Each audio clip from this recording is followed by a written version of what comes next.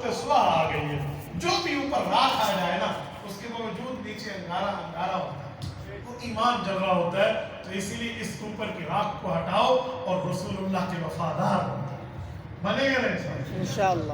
چوتھا پوائنٹ جو میں سمجھانے لگا، ختم نبوت پہ اکابرین کی قربانیاں کرنا. یہ آپ کے قریب ادھر بہاولپور اور ادھر ملتان، میں دونوں شہروں کی بات کرتا ہوں اور دونوں سید زادوں کی بات کرتا ہوں. 25 فروری 1932 کا جمعہ جامع مسجد الصادق میں سید زادہ علامہ انور شاہ کشمیری رحمہ اللہ نے پڑھا، اور یہ 21 اگست 1961 کی وفات ہے امیر شریعت سید عطا اللہ شاہ بخاری. جس جگہ آپ بیٹھے ہو یہ دونوں جگہ سید زادوں کی ذرا قربانی تو پڑھ لو. نواب صادق کی قبر پہ اللہ رحمت نازل فرمائے.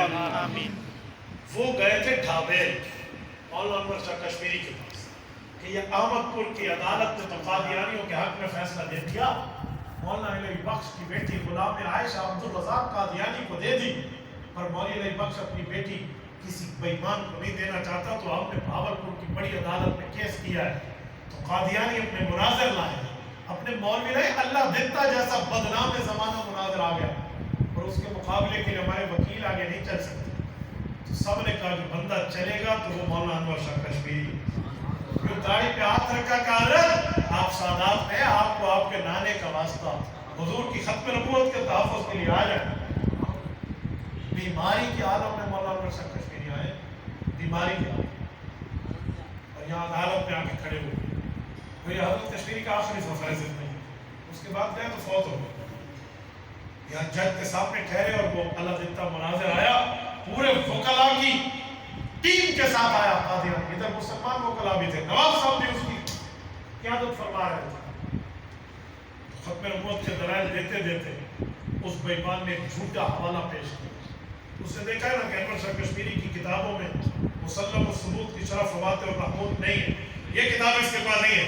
انہیں وہ کتاب کھولی اور کھول کے جج کو کہا کہ اس کتاب میں ایسا لکھا ہے، حالانکہ وہ ختم نبوت کے اوپر جھوٹ بول رہا. حضرت کشمیری رحمۃ اللہ علیہ کو رب جزائے خیر عطا فرمائے. حضرت کشمیری رحمۃ اللہ علیہ نے یوں دیکھا نا اس کی کتاب کی، حضرت کو کتاب یاد تھی. مسئلہ یہ تھا کہ عدالت میں کتاب کے بغیر زبانی حوالہ نہیں دے سکتے، وہاں پروف دینا پڑتا.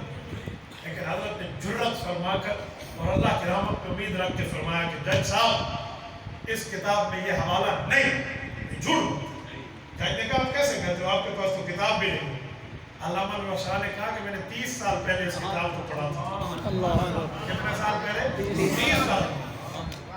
لیکن مجھے رسول اللہ صلی اللہ علیہ وسلم کے ختم نبوت پر اعتماد کرتے ہوئے، اللہ کی توحید پر یقین رکھتے ہوئے کہتا ہوں کہ اس کتاب میں یہ حوالہ نہیں ہے.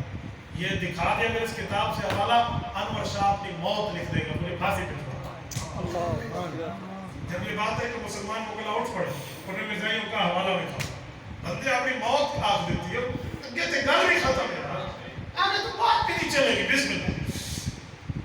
جج نے آرڈر پاس کر کے کتاب کھولی، کتاب کھولی تو حوالہ نہیں تھا، جھوٹ بول کچھ بھی نہیں ملا. تو ذلیل و رسوا ہو گیا وہی قادیانی، اور مسلمانوں کے حق پہ فیصلہ آیا، اسلام جیت گیا اور کفر ہار. یہ بہاولپور کی عدالت. انور شاہ کشمیری رحمہ اللہ کے سامنے اس وقت تک فیصلہ نہیں آیا تھا، جج نے فیصلہ محفوظ کیا تھا. حضرت چلے گئے اور جاتے ہوئے نواب صادق صاحب کو کہا کہ نواب صاحب تو نے بہت بڑا واسطہ دیا تھا اور میں آ گیا،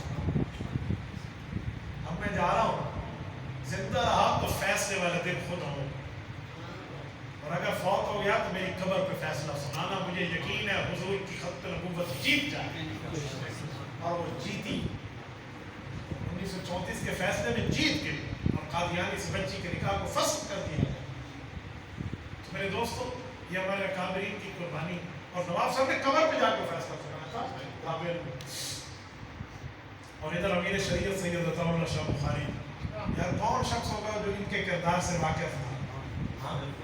علامہ انور شاہ کشمیری چلو پھر بھی ان سے 30 سال پہلے کے، 34 کی وفات ہے، ان کی تو 61 کی ہے. مولانا عطا اللہ شاہ بخاری کے لیے کہتے ہیں کہ آدھی زندگی ریل میں، آدھی جیل میں. ریل کا کیا مطلب؟ دین کے لیے سفر کیے. جیل کا کیا مطلب؟ انگریز کی جیل برداشت.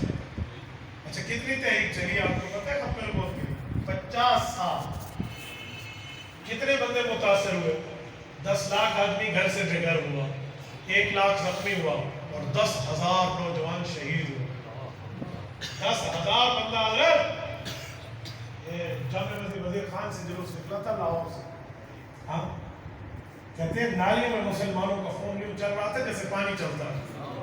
10,000 ماؤں کے بیٹوں کو یوں ذبح کیا گیا اور ہر شخص سامنے آتا، اور خواجہ ناظم الدین اس وقت وزیر اعظم تھا، اس کی پولیس کو کہتے آؤ تمہارے کلاشنکوف میں اتنی گولیاں نہیں ہیں جتنے حضور کے لیے ہمارے سینے ہیں۔ یہ قربانیاں چلی ہیں، اس